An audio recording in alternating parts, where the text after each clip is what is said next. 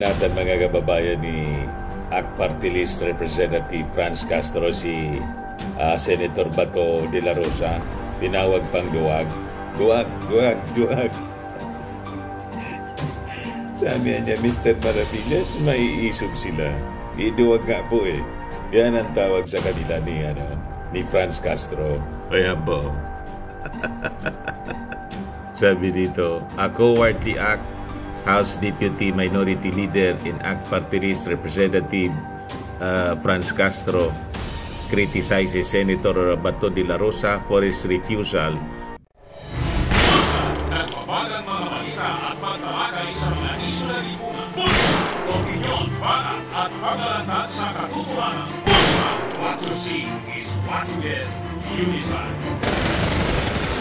To attend the House Committee on Human Rights investigation in the extrajudicial killings or EG case during the Duterte administration's war on drugs.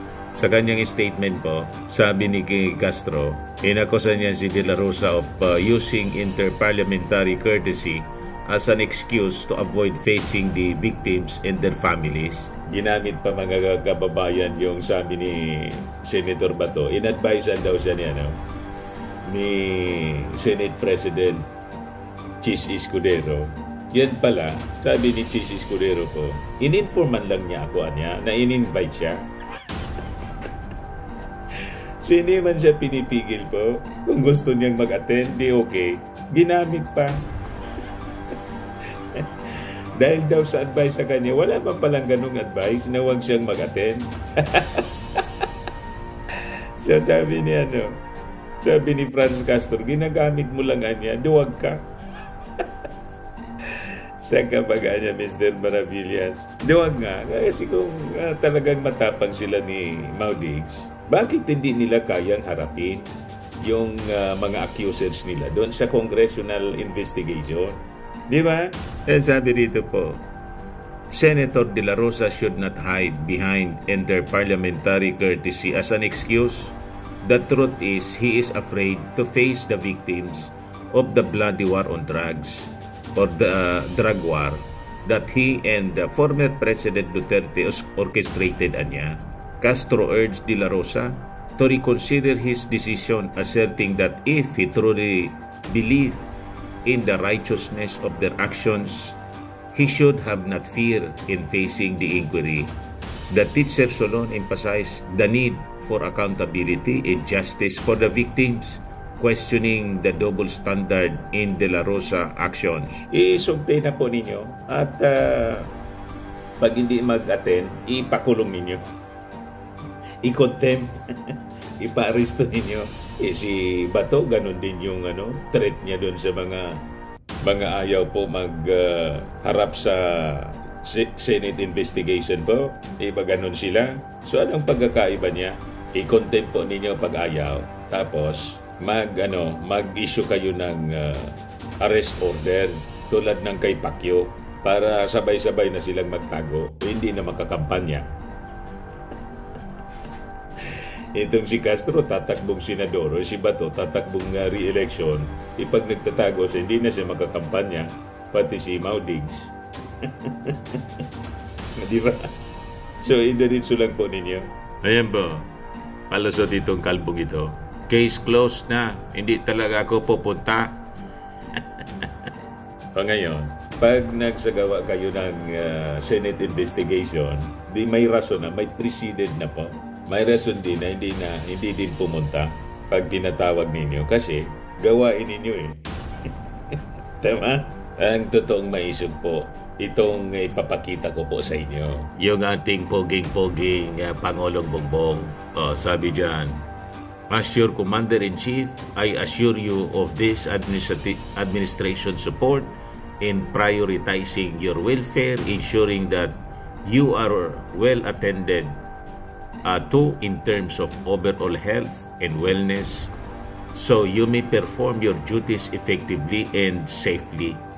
Together, let us fortify our efforts to build a stronger Air Force and Armed Forces of the Philippines that will serve as an instrument for peace and unity, a catalyst for nation building in a vanguard of stability. Yan po yung kanyang naging speech, mga kababayan, sa 77th founding anniversary ng Philippine Air Force sa Pampanga ngayon pong araw na to.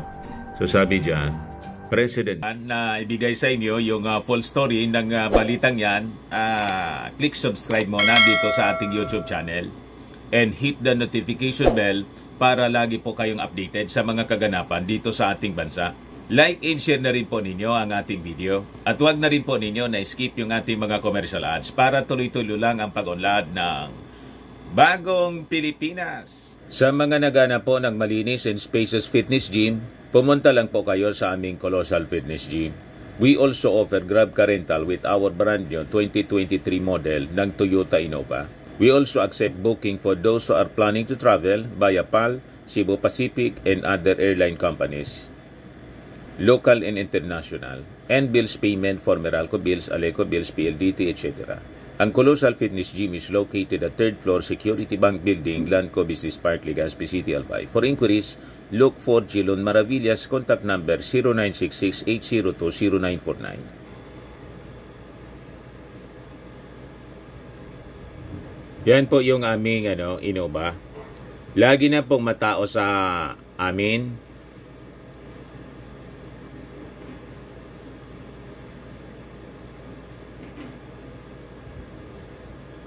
Yan po mga bagong clients namin.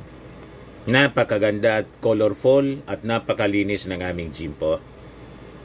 Pati mga foreigners po pumupunta sa amin, mga British tourist po sila dito sa Legazpi. Na-set up na rin po yung aming mga brand new gym equipment.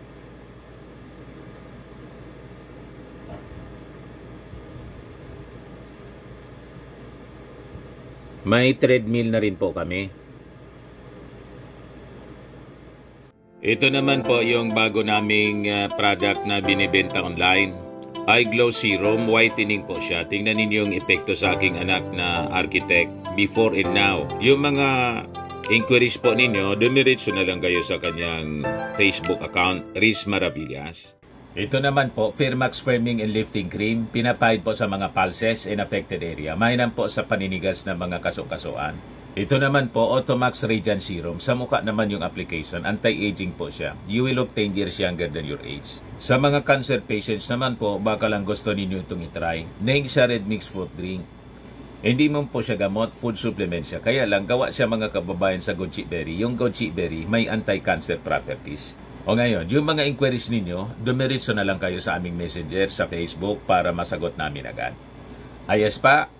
Ayos na ayos niya, Mr. Maravillas. Marcos vows the administration's strong support for the capability development of the armed forces of the Philippines. He said that consistent efforts are being undertaken by his administration, such as acquiring additional air assets, enhancing cyber warfare, communication systems, and pursuing base development programs. Yan ang totoong maisog po para mapagandaan po natin ang anumang eventualities, lalo't nandyan ang agresyon ng China sa atin. O yan po yung ating Pangulo, kasama yung mga officials ng Air Force, with the Defense Secretary siyempre.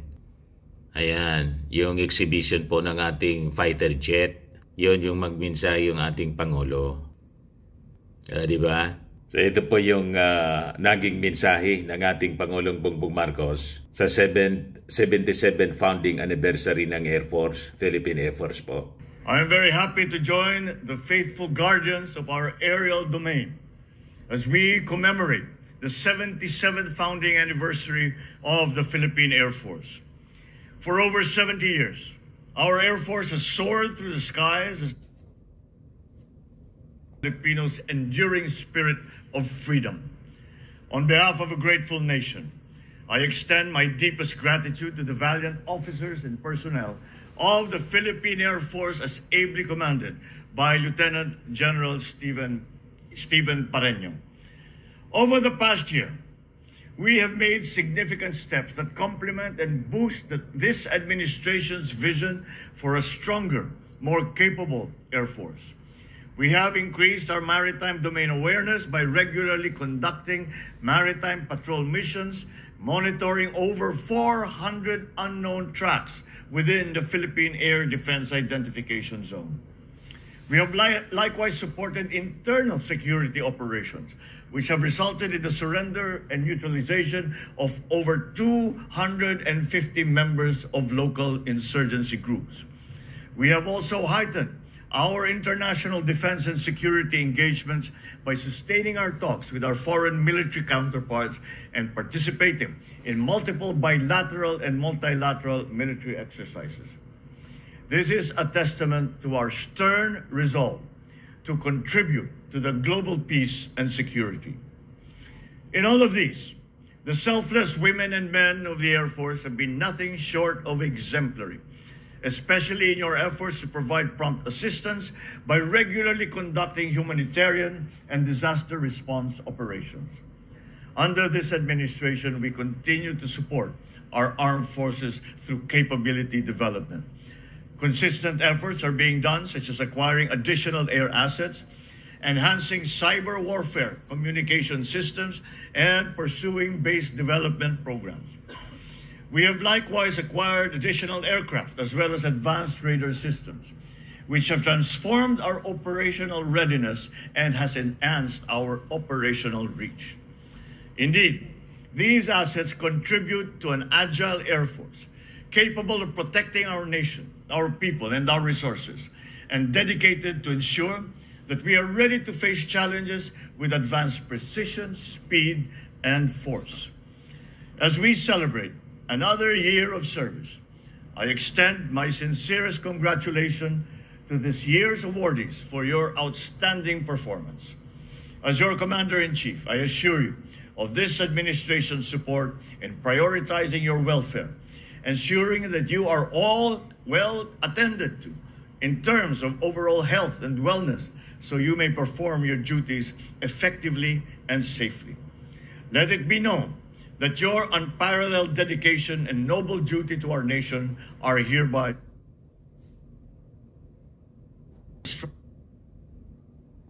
together. Let us fortify our efforts to build a stronger Air Force and Armed Forces of the Philippines that will serve as an instrument for peace and for unity, a catalyst for nation building and the vanguard of stability. Let us move forward now, guided by the ideals of a bagong Pilipinas, and remain united in our mission to protect our skies, defend our lands, and serve our countrymen. Once again, a happy 77th anniversary to the Philippine Air Force. Mabuhay ang hukbong himpapawid ng Pilipinas. Mabuhay ang Republika ng Pilipinas. So yan ang maisog nating leader, mga kababayan. Ito. Bago na naman yung statement mo. Kinontra yung sarili niyang anak. Aniwala ka kay Inday. Sus Mariusip naman. I-jamming ka niya na gusto. Lalo na pag balagbag yung tanong. Hindi na ako babalik ng politika. Tapos na ako. Laos na ako. Maniwala ka sa kanyang mga pananalita, mga kababayan. Wala na akong panggastos, wala na lahat. Ang naiwan sa akin siguro, yabang, saan ka nakakita na nagsama-samang tatay, pati dalawang anak, magtakbo ng senador? Anong gagawin namin sa Senado? You see, pagkatapos in-interview tungkol kay Pacquiao, alam na diya kung nasan kung saan nagtatago, pero secret. Alam ko kung saan si Pastor, pero secret. So, ibig sabihin, mga kababayan, kinakanlong niya yung fugitive from justice. Pwede siyang makaso niya. Siya, administrator siya ng ari-arian ni Pacquiao. Cuddler po ng isang fugitive from justice, binaganap ng batas. Kung tama ba yung pag-iisip nitong taong ito? Anyway, yan man lang po, mga kababayan, yung short video natin ngayon. Ako po si Dante Maravillas. Bye-bye. God bless.